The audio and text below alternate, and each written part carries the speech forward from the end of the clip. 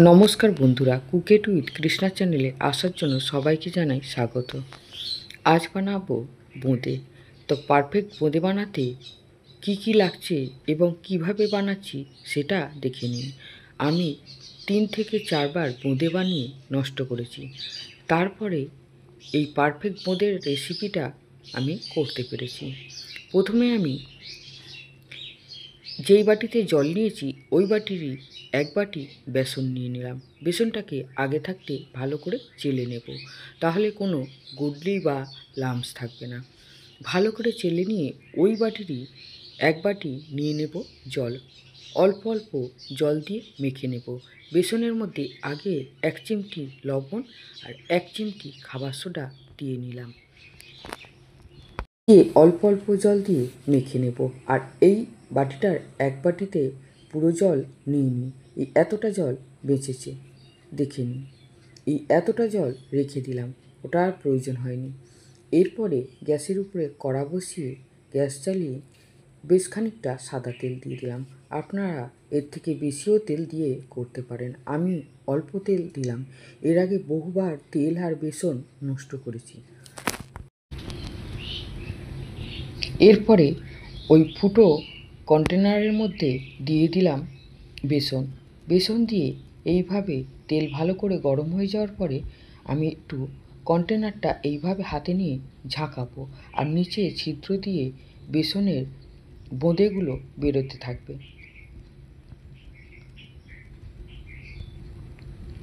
দেখেছেন, ঝাঁকা দিলেই সুন্দর পড়ছে, কিন্তু বেশি হাত বড় করে ঝাঁকা দিলে লম্বা লম্বা হয়ে যাবে। তাই আমি এইভাবেই ঝাঁকা দিয়ে করে নিলাম। আর যদি দেখেন কোথাও জড়ো হয়ে গেছে, সেটাকে কাঁচা অবস্থায় নাড়াবেন না। যখন দেখবেন বোঁদে ভাজা হয়ে গেছে তখন একটু নাড়িয়ে নেবেন, ওটাকে একটু চেপে দেবেন, দেখবেন সব কটা বোঁদে আলাদা আলাদা ছেড়ে যাচ্ছে।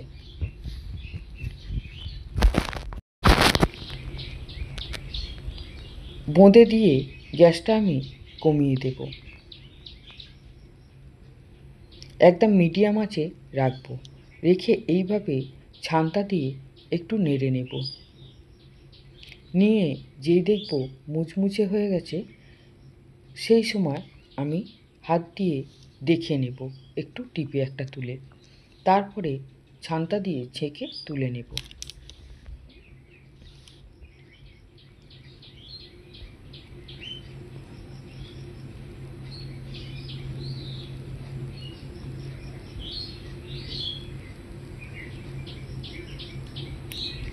কন্টেনারে যতটা ভরা ব্যাটারটা থাকবে তত সুন্দর হয়ে পড়বে।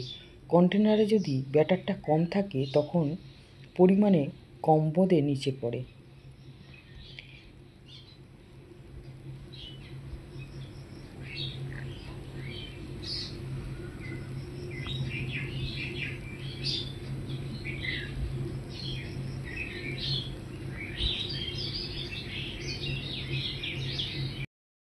ভালো করে মুচমুচে করে ভেজে নামিয়ে নেব, তাহলে বোঁদেটা যখন রসে চুবাবো দারুণ হবে।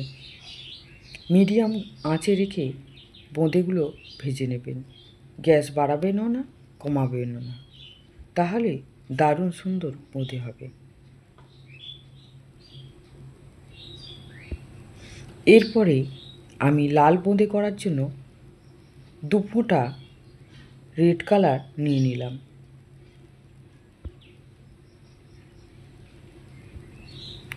আপনারাও চাইলে এই কালার দিতে পারেন, রেড ফুড কালার, বা নাও দিতে পারেন, তাহলে এক কালারের বোঁদে হবে। 2 ফোঁটা দিয়ে বেসনের মধ্যে ভালো করে বেসনটাকে গুলে নিলাম। এরপরে আমি এই কন্টেনারটা বাদ দিয়ে আমার ঘরে একটা কফি মেকার ছিল, সেটা এইরকম একদম মিহি মিহি ছিদ্র ছিল, সেইটাতেই আমি বোঁদে বানিয়ে নিলাম। কন্টেনারটা যখন তেলের কাছে যাচ্ছে তখন গরমে অসুবিধা হচ্ছিল, তাই আমি ওটা বাদ দিয়ে এই কফি মেকারটা দিয়ে করে নিলাম।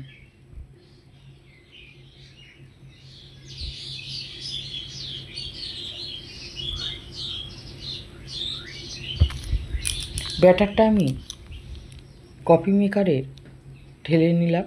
ঢেলে নিয়ে এইভাবে কড়ার মধ্যে ঝাঁকিয়ে ঝাঁকিয়ে ফেলে নেব বেসনের ব্যাটারটা।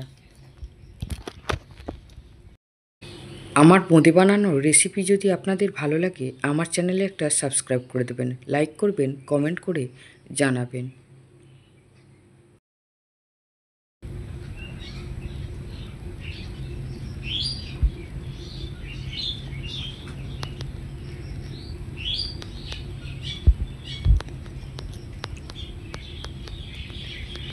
এইভাবে আপনাদের ঘরে যদি কোনো কিছু ছিদ্রযুক্ত থাকলে সেটার মধ্যে দিয়েও আপনারা করে নিতে পারেন, বা ছান্তা তো সবার ঘরেই থাকে, লুচি ছাঁকার ছান্তা, সেই দিয়েও করে নিতে পারেন।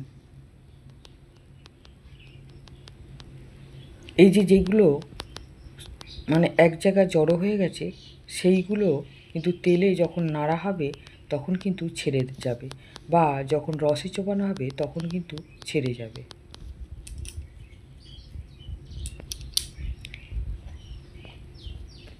এইভাবে রেড বোঁদেগুলোও ভেজে নিলাম।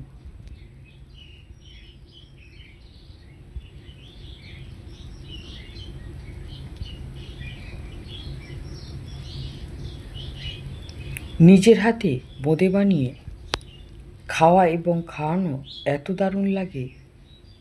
দোকান থেকে কিনে আমরা তো সবাই খেতে পারি, কিন্তু ঘরে বানানো জিনিস তার কদর আলাদা।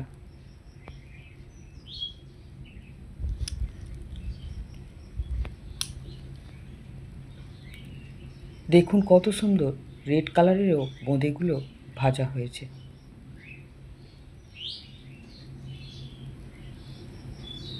ভালো করে তেল থেকে ছেঁকে তুলে নেব। এরপরে আরও একটা কড়া আমি চাপিয়ে দিলাম গ্যাসের উপরে।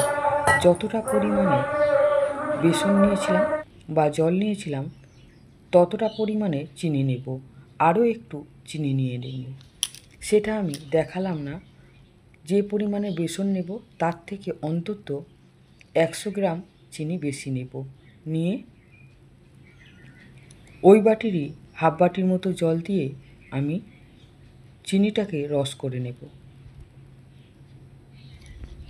করে নিয়ে একটু অরেঞ্জ ফুড কালার দিয়ে দেব।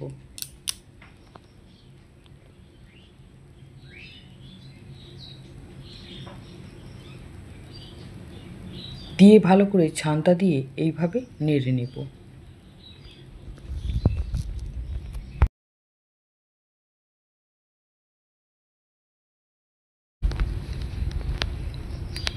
এরপরে ভেজে রাখা বোঁদেগুলো নিয়ে নেব। দেখুন দেখতে কত সুন্দর হয়েছে। নিয়ে এরপরে দিয়ে দেব রসের মধ্যে।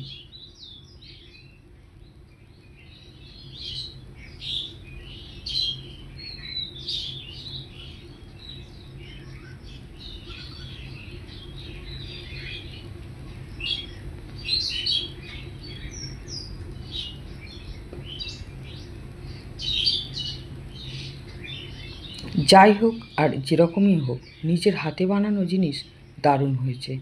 সত্যি বলছি, আমি দোকানে বোঁদে এতবার কিনে খেয়েছি, কিন্তু আমার নিজের হাতের বোঁদে বানানো দারুণ লাগলো।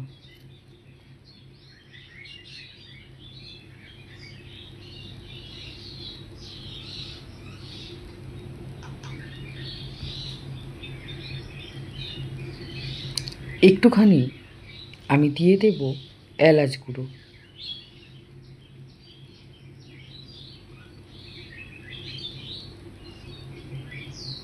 এলাচ গুঁড়ো দিয়ে ভালো করে আবার একবার নেড়ে নেব।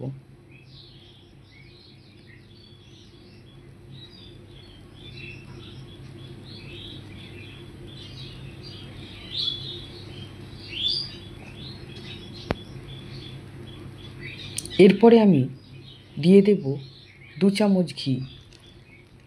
আপনারা নিশ্চয়ই দেখেছেন আমি সাদা তেল দিয়ে ভেজেছি। এই যে বোঁদেটা যেহেতু পারফেক্ট মিষ্টির দোকানের মতো খেতে হয়, সেই জন্য আমি দিয়ে দিলাম 2 চামচ ঘি। ঘি দিয়ে দিলে মনে হবে পুরোটাই আমি ঘিয়ে ভেজেছি, তাই আমি লাস্টে নামানোর আগে 2 চামচ ঘি দিয়ে দিলাম, দিয়ে ভালো করে নামিয়ে